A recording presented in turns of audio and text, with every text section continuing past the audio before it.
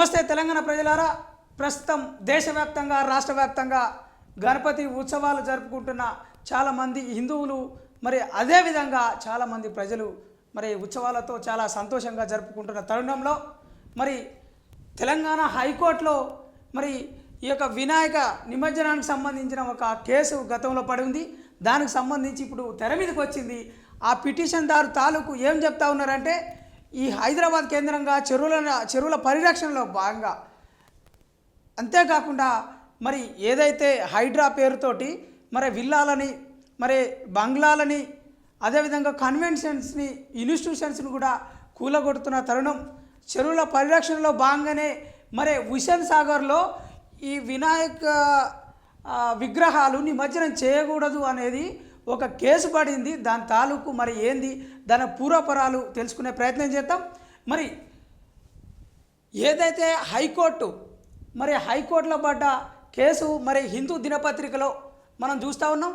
Telangana high court express displeasure over last minute petition on Idol immersion ban అని చెప్పేసి మనం ఇక్కడ చూస్తున్నాం.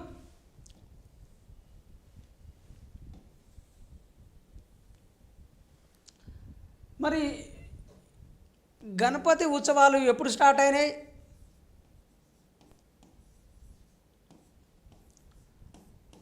దాని కనుక పరిశీలిస్తే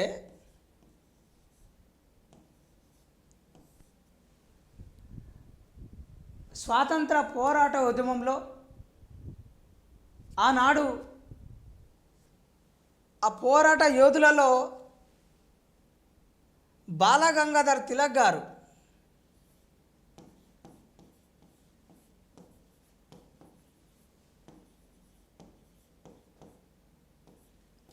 బాలగంగాధర్ తిలక్ గారు 1892, 1895 కాలంలో శివాజీ ఉత్సవాలని, గణపతి ఉత్సవాలని కూడా స్టార్ట్ చేశారు.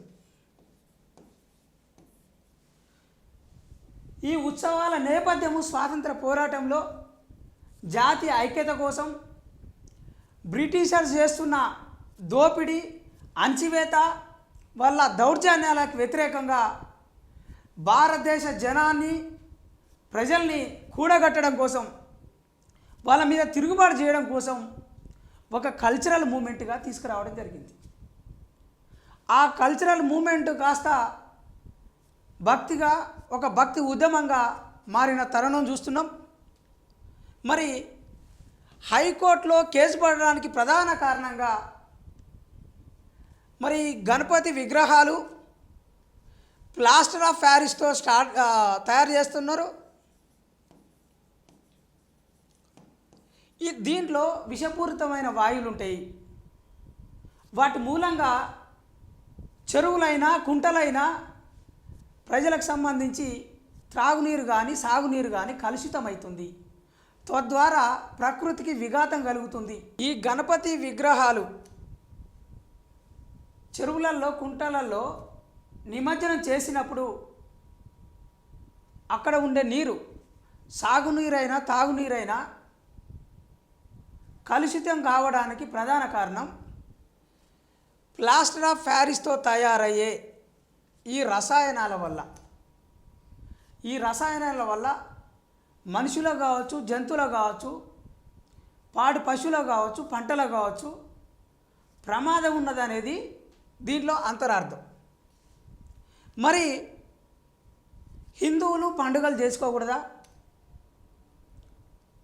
అంటే, హిందువులు ఒక దసరా పండుగ చేసుకోకూడదా, హిందువులు గణపతి ఉత్సవాలు చేసుకోకూడదా, శివాజీ ఉత్సవాలు చేసుకోకూడదా, సంక్రాంతి పండుగ చేసుకోకూడదా, దీపావళి చేసుకోకూడదా అనే ఒక వాదన కూడా ఆర్ఎస్ఎస్, బీజేపీ, విశ్వ హిందూ పరిషత్తు సంఘాలు, సంస్థల నాయకులు కూడా మరి ప్రశ్నిస్తూ ఉన్నారు. మరి కోర్టు ఏం చెప్పబోతుంది, ఏం చెప్తే ప్రజలు ఊరుకుంటారు? ఒకవేళ చట్టబద్ధంగా, న్యాయబద్ధంగా తీర్పులు రావడానికి ఏమన్నా ఆస్కారం ఉంటుందా?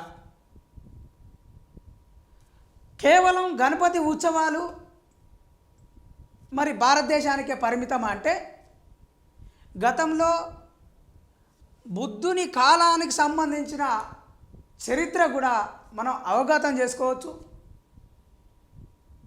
అప్పుడున్న ఒక కథ ప్రకారము పాలీ బౌద్ధ పుస్తకాల ప్రకారం అయితే మహామాయ గర్భంలో ఈ శ్వేత ఏనుగులు వచ్చి ఒక కళ రూపంలో రావడంతో ఈ విధంగా ఎలిఫెంట్ బుద్ధ పేరుతోటి చైనా కావచ్చు, జపాన్ కావచ్చు, వియత్నాం కావచ్చు, అదేవిధంగా థాయిలాండ్ కావచ్చు, ఆ దేశాల్లో కూడా ఇప్పటికీ ఎలిఫెంట్ బుద్ధ పేరుతోటి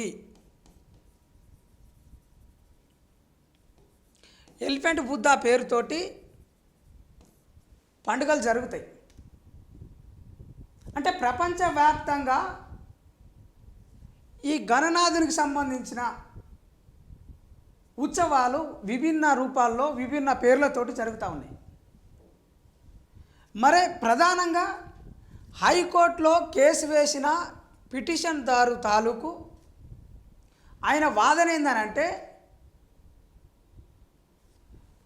ఈ పండుగలు రాజ్యాంగబద్ధంగా నిర్వహిస్తున్నప్పటికీ రాజ్యాంగబద్ధంగా వాళ్ళ హక్కుల మేరకి భారత రాజ్యాంగంలో ఆర్టికల్ 25 నుండి 28 అధికరణలు ప్రతి వ్యక్తి వాళ్ళ స్వేచ్ఛతో వాళ్ళ భావ ప్రకటన హక్కుతో మరి వాళ్లకు ఇష్టమైన పండుగని ఇష్టమైన దేవుణ్ణి పూజించడానికి హక్కు ఉన్నదని భారత రాజ్యాంగం కూడా చెప్తున్నది. అయినప్పటికీ పర్యావరణాన్ని, వాతావరణాన్ని, ప్రజల యొక్క జీవన విధానాన్ని అస్తవ్యస్తం చేయకూడదు అనేది కూడా ఒక శాస్త్రీయ దృక్పథం కూడా ఉన్నదన్న విషయం కూడా గుర్తుంచుకోవాలనేది కూడా పిటిషన్దారు తాలూకు వాదన.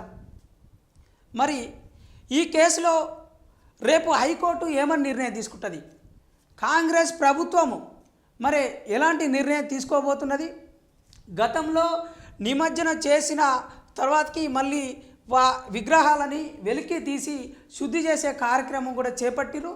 మరి వేల కొద్ది టన్నుల వ్యర్థాలు కలుషితం కావడం వల్ల తద్వారా ఈ వర్షాల కారణంగా మరి మొత్తానికి హుస్సేన్ సాగర్ ఫుల్గా నిండి, నాలాలు ఫుల్గా నిండి మరి ఆ ప్రాంతాలలో ఉండే ప్రజల యొక్క జీవితం దుర్భరమవుతుంది. అక్కడ వరదలు వచ్చే ఒక ప్రమాదం ఉంటుంది. 1908లో మూసీ నదికి వరదలు వచ్చినప్పుడు చాలా వందల కొద్ది జనాలు చనిపోయి ఉన్నారు. మరి మరొక విపత్తు వస్తే కూడా చాలా ప్రమాదం కనుక ప్రస్తుతము ఏపీలో కావచ్చు, తెలంగాణలో కావచ్చు, ఖమ్మం జిల్లాలో కావచ్చు, అదేవిధంగా విజయవాడ కూడా మునిగిపోయిన మనం దృశ్యాలు చూస్తూ ఉన్నాం.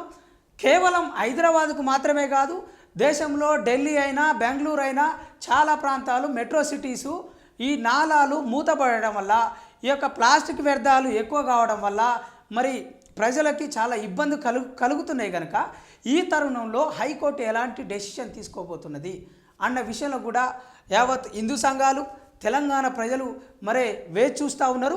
మరి వేదమైనప్పటికీ ఈ పండుగలు చేసుకోవడానికి ముమ్మాటికి హిందువులకి హక్కు ఉన్నది, వాళ్ళకు స్వేచ్ఛ ఉంది, రాజ్యాంగబద్ధంగా చేసుకోవాలి. కానీ అదేవిధంగా ప్రకృతికి, ప్రజలకు కూడా హాని కలగకుండా చూసుకోవాలి. కానీ హైకోర్టు కానీ ప్రభుత్వాలు కానీ కొంచెం ముందే ప్రజలకి, భక్తులకి సూచన చేస్తే బాగుంటుండే. పలానా ఊరికి మొత్తం ఒక విగ్రహం అని, లేదనంటే కాలనీకి సంబంధించి మట్టి వినాయకులను పెట్టమని, లేదు అనంటే ఎక్కువ మొత్తంలో విగ్రహాలు పెడితే దానికంటే ఊరికి మొత్తానికి, సిటీకి మొత్తానికి, దానికి సంబంధించిన ఓ జిల్లాకు సంబంధించి కొన్ని విగ్రహాలు పెట్టుకోవడానికి పర్మిషన్ ఇస్తే దాని ద్వారా కలుషితం తగ్గడంతో పాటు ఎక్కువ ఐక్యత పెరగడానికి ఉంటుంది, ఎక్కువ భక్తిభావం పెరగడానికి కూడా ఉంటుంది. ఈ విధంగా పోతే రాజ్యాంగబద్ధంగాను అదేవిధంగా భక్తులకి అనుకూలంగా, సానుకూలంగా ఉండే ఒక భక్తి జనరంజకంగా ఉండే వాతావరణాన్ని నెలకొల్పవచ్చు అనేది కూడా ఒక మేధావుల యొక్క ఆలోచన అన్న విషయం కూడా గుర్తుపెట్టుకోవాలి. Okay, thank you.